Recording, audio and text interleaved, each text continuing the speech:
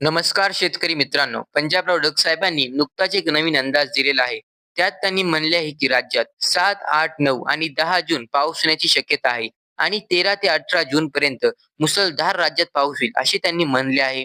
चला मग पाहूया पंजाबराव डग साहेब काय म्हणतात. नमस्कार, मी पंजाब डक. मी आहे माझ्या शेतामध्ये आणि पाहू शकता की ही संपूर्ण मशागत करून ठेवलेली.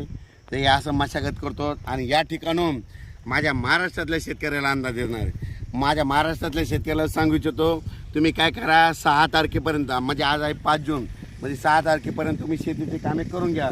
कारण की राज्यामध्ये 7, 8, 9, 10 जूनच्या दरम्यान भाग बदलत पाऊस पडणार आहे, जोराचा पडणार आहे, म्हणून हा अंदाज लक्षाचा. पण 6, 7, 8, 9, 10चा जून प्रत्येक गावाला एकदा पाऊस येऊन जाणार आहे, म्हणून हा अंदाज लक्षात यायचा.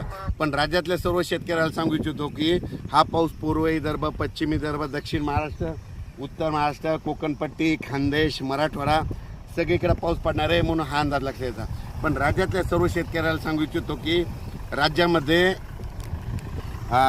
त्याच्यानंतर 13 तारीखमध्ये 13 जून, 15, 13, 14, 15, 16, 17च्या दरम्यान राज्यात जोराचा पाऊस पडणार आहे, मुसळधार पडणार आहे, म्हणून हा अंदाज लक्षात घ्यायचा.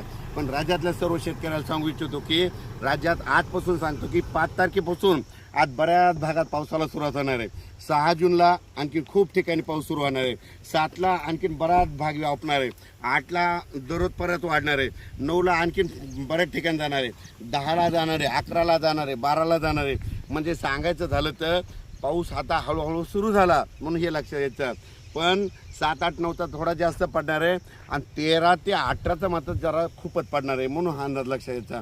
ज्यांच्या शेतकऱ्याचं शेतं दुरुस्त करायचे राहिले असेल, तुम्ही अनेक 2-3 दिवस राहिले, या 2-3 दिवसामध्ये शेतं दुरुस्त करून व घ्या. असेच नवनवीन व्हिडिओ पाहण्यासाठी आमच्या हवामान इन्फो या चॅनलला नक्की लाईक आणि सबस्क्राईब करा.